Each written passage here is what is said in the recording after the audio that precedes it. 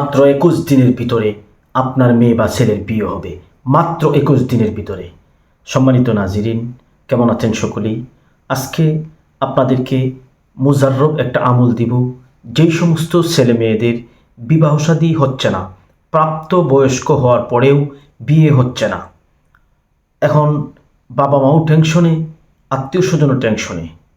আপনাদের ছেলে মেয়েদের বিবাহ শাদী 21 দিনের ভিতরে হবে যদি এই আমলটা আপনি পরিপূর্ণভাবে করতে পারেন। আমল করার জন্য সত্য হলো জবানকে পবিত্র রাখতে হবে, চোখকে হেফাজত করতে হবে, 5 ওয়াক্ত নামাজি হতে হবে। সম্মানিত নাজরিন, আল্লাহ পাক রব্বুল আলামিনের রহমতের চাদর সবার উপরেই আছে। আল্লাহ পাক রহমান এবং রহিম, সুতরাং আল্লাহর রহমতের চাদর আপনার আমার সকলের উপরেই থাকে।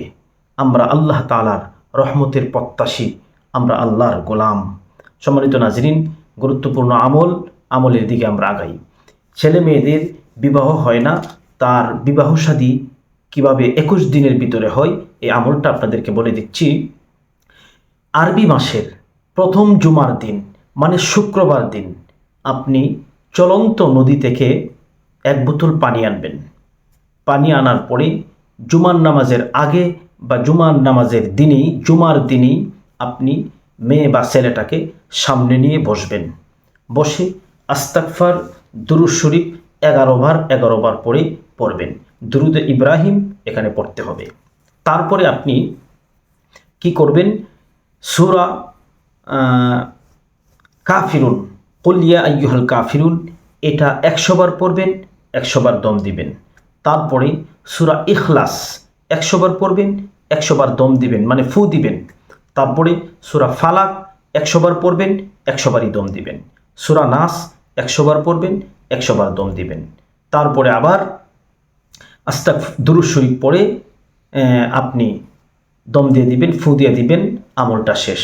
তারপর ব্যবহার বিধি, 21 দিন পর্যন্ত এই পানি দিয়ে গোসল করবে। তো এই পানিটা যে পাত্রে রাখবে, এই পাত্রটা হতে হবে মাটির পাত্র। মাটির পাত্রে পানিটা রেখে তারপর 21 দিন পর্যন্ত গোসল করবে। ইনশাআল্লাহ 21 দিনের ভিতরেই আপনার মেয়ে বা ছেলের বিয়ে হয়ে যাবে। আল্লাহ পাক রব্বুল আলামিন কবুল করুন। আমাদের চ্যানেলটা সাবস্ক্রাইব করুন, পাশেই থাকুন।